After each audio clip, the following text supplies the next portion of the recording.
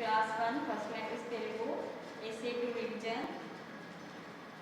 మొదటి బిట్ ఏంటంటే కింది ప్రశ్నలకు జవాబులు రాయండి. ఇక్కడ నేను కొన్ని ప్రశ్నలు ఇచ్చాను. అవి ఏంటి అంటే పాఠశాల అంటే ఏంటి, డంకా ఎట్లా మోగుతుంది, ఏనుగు ముఖంతో ఉండే దేవుడు ఎవరు, దశం అంటే ఏమిటి, ఘటం అంటే ఏమిటి, నెమలి ఎలా ఉంటుంది. ఈ ప్రశ్నలు నేను క్లాస్లో పుస్తకంలో రాయించాను. ఇవన్నీ మళ్ళీ ఒకసారి మీరు రెండు సార్లు ఒక్కొక్క ప్రశ్నకి జవాబు రెండు సార్లు క్లాస్లో పుస్తకంలో రాసి నేర్చుకోండి పిల్లలు.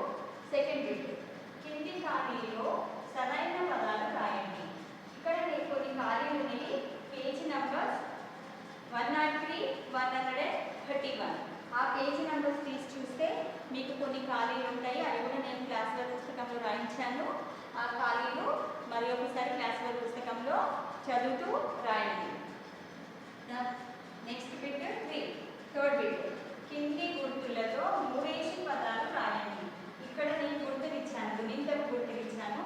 తలగట్టు, దీర్ఘం, గుడి, గుడి దీర్ఘం. ఈ గుర్తులతోటి ఎన్ని పదాలు రాయాలి? 3. తలగట్టుతో 3 పదాలు, దీర్ఘంతో 3 పదాలు, గుడితో 3 పదాలు, గుడి దీర్ఘంతో 3 పదాలు. ఇవి మీరు క్లాస్లో పుస్తకంలో చదవండి, రాయండి. ఇంతకుముందు క్లాస్లో నేర్చుకున్నారు. కింది బొమ్మల పేర్లు రాయండి. ఇక్కడ నేను కొన్ని బొమ్మలు ఇచ్చాను. ఆ బొమ్మను గుర్తించి వాటి పేరు ఏంటో రాయడానికి ప్రయత్నించండి పిల్లలు.